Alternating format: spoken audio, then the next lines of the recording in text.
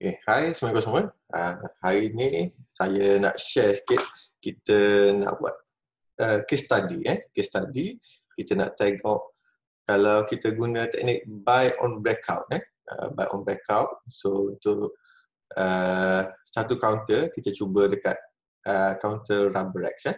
Okay. So sebenarnya setiap counter mungkin dia ada pattern dia yang berbeza. So bagusnya kalau kita boleh study dulu behavior pattern chart tersebut. So kita mungkin boleh cuba predict the future. Tapi dia bukan semestinya gitu. Kadang-kadang chart tu sebelum ni pattern dia lain, behavior dia lain, tapi kadang-kadang dia akan buat PA lain. Tapi tak apa, sekarang ni kita just buat case study. Kita nak tengok dari segi breakout rate. Saya pecahkan dekat sini. Dari segi yang pertama, kita tengok berapa kali dia buat fail breakout. Okay, kemudian nombor 2, breakout dengan lepas breakout dia naik ketinggian 10% maksimum, kemudian dia akan turun balik. Kemudian nombor 3, berapa kali yang dia breakout, lepas tu dia naik harga sampai 10 ke 20% baru dia drop balik. Dan ataupun kita tengok dengan berapa kali dia breakout, lepas dia breakout dia akan naik lebih pada 30%. Okay, so ni saya pilih counter Rubberex. Okay, so first breakout. Breakout ni banyak jenis breakout.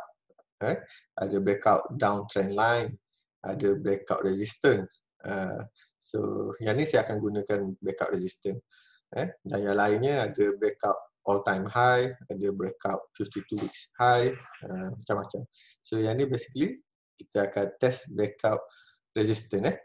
Sebab tu yang kita akan selalu jumpa. Okay, saya start dengan bulan Mei. Bulan Mei untuk counter Rubberex. Okay. Okay, baik. So breakout, saya guna teknik breakout resistance. Breakout resistance. So contoh saya pilih okay, untuk first kali, okay, kita pilih sini tarik dekat sini, harga kat sini. So nampak kat sini dia dah breakout, harga dah naik dengan volume dah naik. Okay, so kita labelkan kat sini, kita guna ruler. Okay, dia naik untuk kali ni 75%. Okay, itu untuk first breakout. So breakout maksudnya mana ketinggian yang sebelum ni yang dia dah turun, so dia tak berjaya pecahkan sebelum ni, dia turun, kemudian kita tunggu bila dia nak breakout dan kita perhati betul-betul lah bila dia akan breakout. Okay, so yang ni saya letak kat sini. Okay, satu-satu saya buat macam ni. Okay, saya letak satu. Okay, itu yang pertama. Kemudian dia naik sampai 70%, kemudian dia turun. Dia turun. Okay, yang ni mungkin masa ni orang boleh beli buy on dip. Dia tengok dah turun, kemudian dah ada positive candle, dia beli. Tapi kadang-kadang tengoklah ikut rezeki ada tu dia terus naik, dia teruskan naik, dan kemudian mungkin dia boleh turun balik. Okay, tak apa, itu cerita lain. Okay, kemudian bila dia naik, kemudian dia tak berjaya pecah, so dia dah ada satu resistance kat sini. So saya tanda satu resistance. Okay, dia turun, dia duduk naik sikit-sikit. Okay, kemudian dia ada buat satu cubaan nak breakout. Cubaan nak breakout. Okay, so ni pada harga okay, 1355. So dia buat satu cubaan nak breakout, dia naik.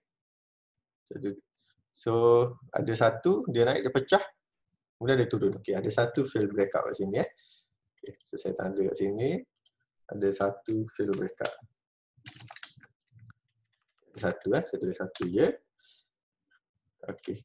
Okay, kemudian dia turun. Kita tengok berapa persen dia turun.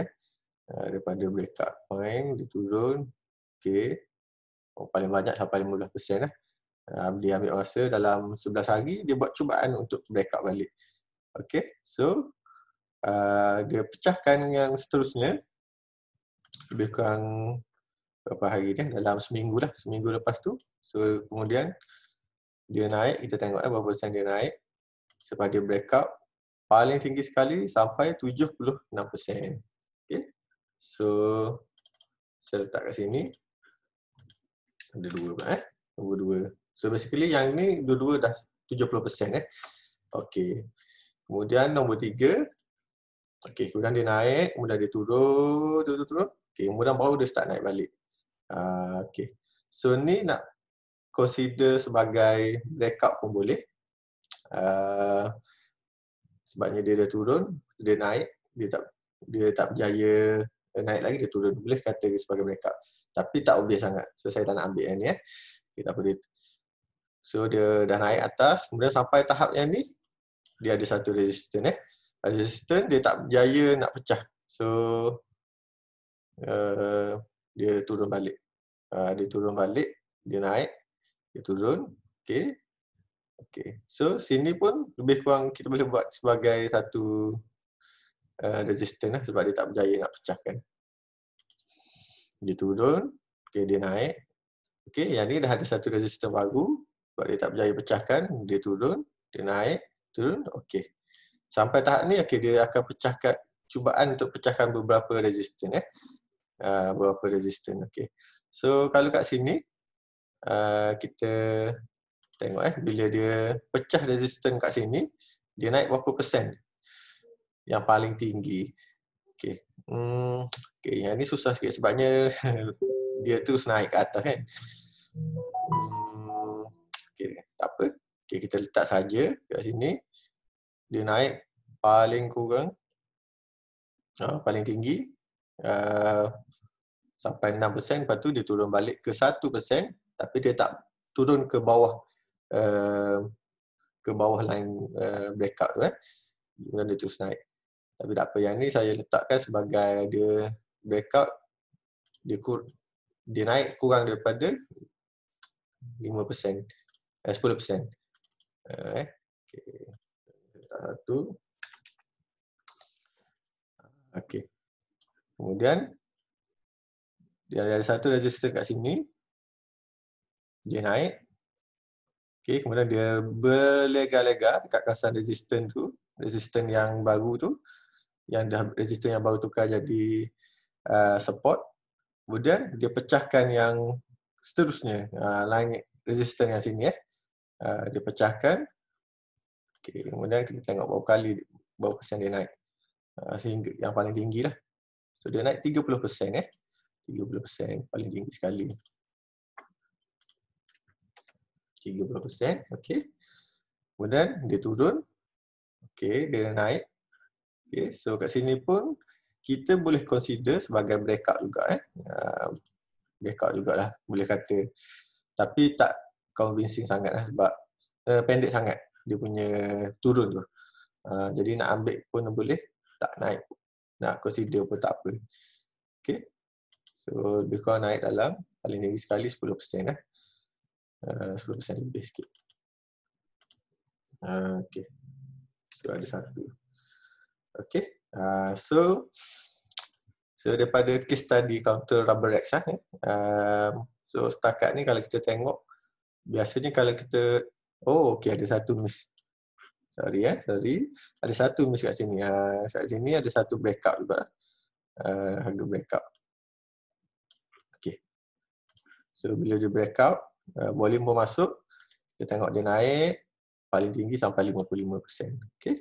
So saya letak kat sini. Alright. Okey, beres. So basically pattern untuk chart Rubberex setakat ni, so far kalau dia breakout paling tinggi sekali, dia akan ada 4 kali cubaan breakout dan dia naik lebih pada 30%, sampai ada yang 70% sebelum dia turun balik. Dan breakout range naik sampai 10 ke 20%, satu kali breakout kurang daripada 10%, tadi ada 6% dia naik sebelum dia turun balik. So satu kali dan satu kali breakout. Okay.